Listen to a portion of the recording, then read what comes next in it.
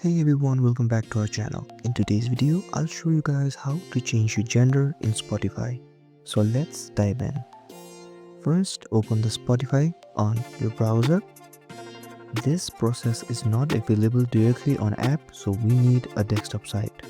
So tap on the three dots on the top right corner and select desktop site.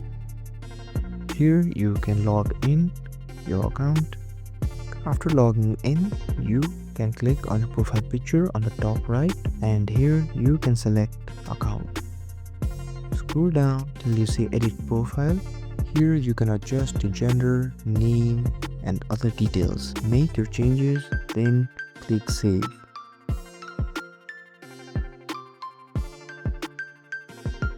After you're done, Spotify will update your new information. If this video was helpful, don't forget to like, share and subscribe for more quick tech tutorials. And I'll see you guys in the next video. Goodbye.